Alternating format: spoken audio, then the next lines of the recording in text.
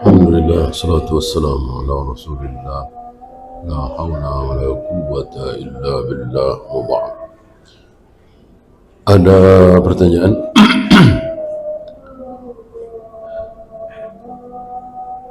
Bolehkah mengeluh capek dan lelah hidup di hadapan Allah? Di hadapan Allah boleh. Justru Allah suka ketika kita mengadu di hadapan Allah.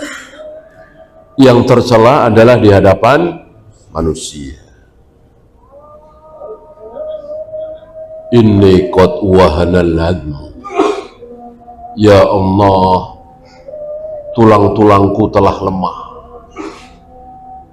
rambutku telah memutih, kekuatanku sudah hilang. Wa mraati akhir, sementara istriku mandul. Ini kan mengadu. Sementara aku ingin punya anak. Siapa? Nabi Zakaria. Kalau keluhan Nabi Zakaria ini tercela, tidak mungkin diabadikan oleh Allah dalam Al-Quran. Ya, berarti boleh. Bahkan bentar-bentar mengadu, bentar-bentar mengadu, memohon pertolongan kepada Allah, berdoa, Allah senang. Dalam hal sepele, ya, hanya sekedar cari barang, hanya sekedar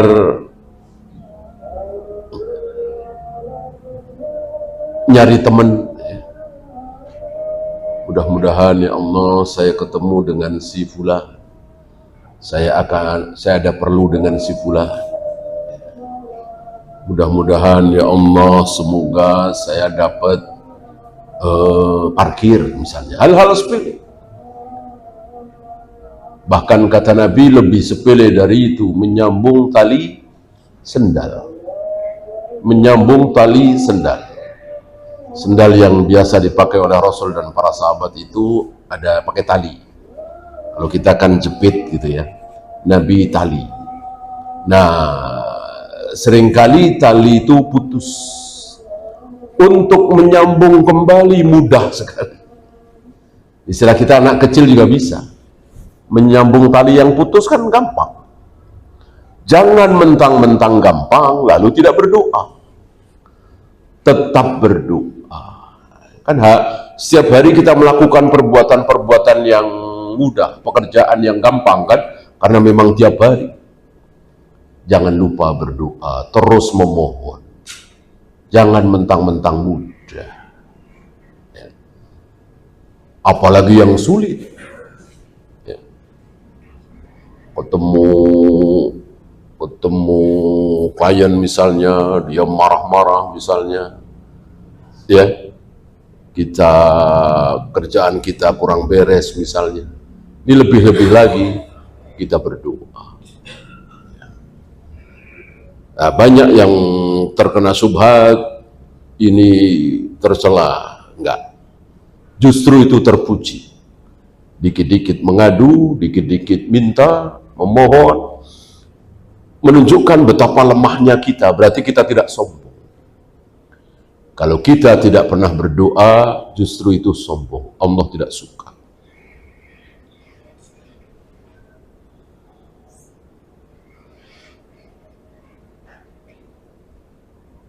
Apakah sahih hadis yang menyebutkan bahwa hewan yang tidak halal dimakan maka kotorannya adalah najis? Pendapat, ya, pendapat ulama. Kalau dari Nabi, ya tentu tidak ada perselisihan.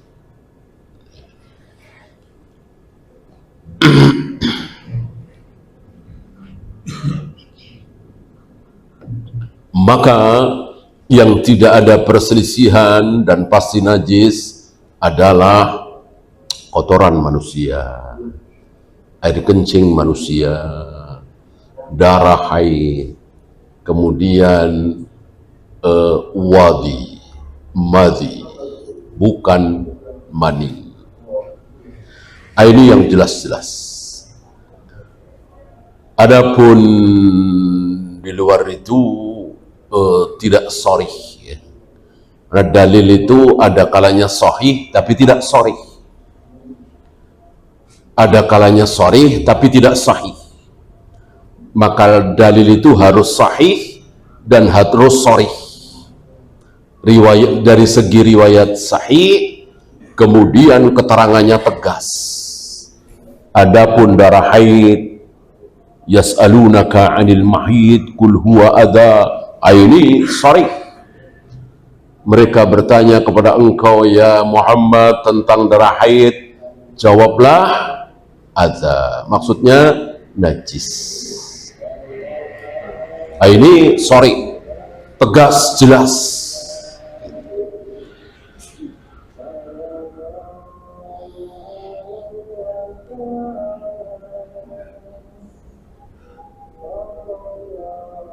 Bagaimana dengan para kuburiyun? Apakah mereka terselamatkan? Hanya Allah yang tahu. Bisa saja hujah belum sampai. Bisa saja belum ada orang yang menasihati dia. Allah Maha tahu kan? Oleh karena itu lebih baik kita doakan saja.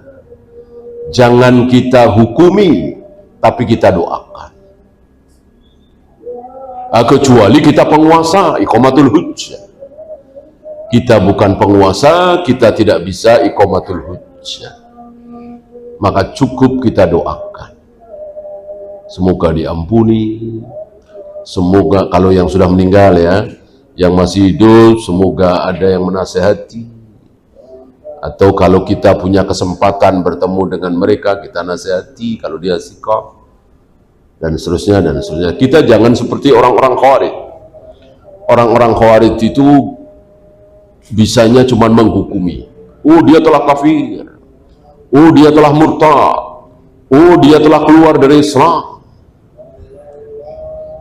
Bahwa ucapannya ucapan kufur, betul.